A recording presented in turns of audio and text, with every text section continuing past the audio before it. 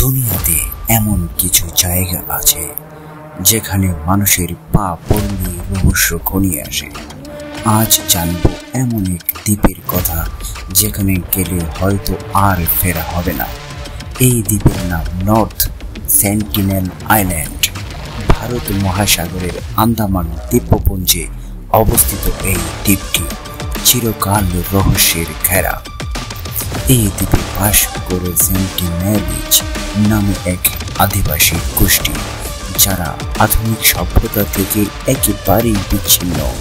তারা বাইরের দুনিয়াকে বিশ্বাস করে না।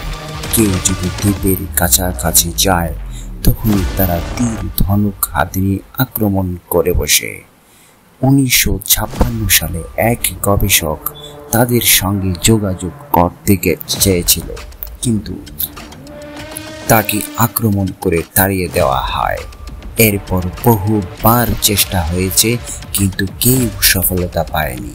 সবচেয়ে চাঞ্চল্যকর ঘটনা ঘটে 2006 সালে, যখনই দুই মৎস্যজীবী ভুলবশত দ্বীপের কাছে চলে যান। পরে তাদের মরদেহ উদ্ধার করা হয় দ্বীপের কাছেই।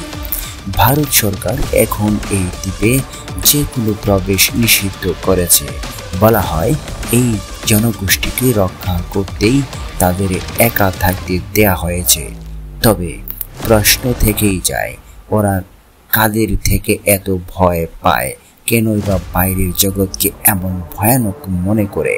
এই দ্বীপ কখনো বিশ্বের সবচেয়ে রহস্যময় জায়গাগুলির মধ্যে একটি।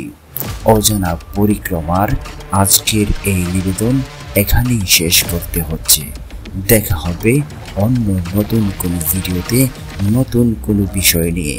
শেষ পর্যন্ত আপনাদের কাছে একটাই রিকোয়েস্ট, পেজে ফলো, লাইক দিয়ে শেয়ার করে সঙ্গে থাকবেন। ধন্যবাদ।